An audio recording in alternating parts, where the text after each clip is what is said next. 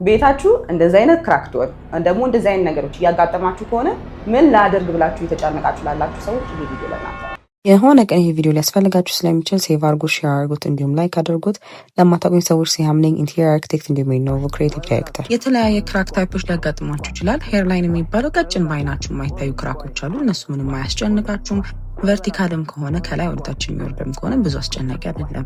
መጠንቀቅ የሚኖርባችሁ ከጎን ወደ ጎን የሚሄድ እንዲሁም ደግሞ ዳያጎናል የሚሄድ ክራክ ካያችሁ ስትራክቸር ቢነካ ሊሆን ስለሚችል ጥንቃቄ ያስፈልጋል። ሌላ አቴንሽን ሊያስፈልጋችሁ የሚችልበት ክራክ ታይፖች ደግሞ ስቴሩን ይዘው የሚወርዱ ክራኮች ካሉ እንዲሁም ቅድም እንዳልኳችሁ ዳያጎናል ሆነው ተለቅ ያለ ክራክ ከሆነ እንዲሁም ደግሞ ስፋታችሁ እየጨመረ ከሆነ እሱ ማስፈር ይሆናል።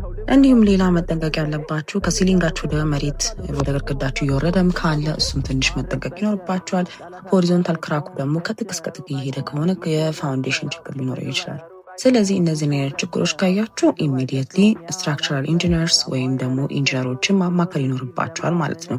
ሌሎቹ ግን እነዚህ ሲምፕል የሆኑ ሄርላይን ክራኮች፣ አይሶሌትድ የሆነ ክራክ እንዲሁም ደግሞ ቀለል ያሉ ክራኮች ከሆነ ራሳችሁ ጃክ ማርክ ሊሆን ይችላል። ሁለተኛ ደግሞ ሱፐርፊሻል ሊሆን ይችላል። ሱፐርፊሻሉ ያው መሬት መንቀጥቀጥ ብዙ ጊዜ እያጋጠመን ነው። እነዚህ ሲንቀጠቀጡ ክራክድን እንትኖች ወሎችን ክራክ የማድረግ እና ኤክስፓንድ እና ሪላክስ ሲያደርጉ እነዚህ ነገሮች ይፈጠራሉ። ሲምፕል ሶሉሽን አላቸው ለነሱ ቀላል ነው። ትቆረቁራላችሁ ኦር ደግሞ ቻክ ታረጉታላችሁ። አጠማችሁ ያላችሁ ሰዎችና ሶሉሽን የምትፈልጉ ከሆነ ባዮ ላይ ባለ ቁጥር ታገኙናላችሁ።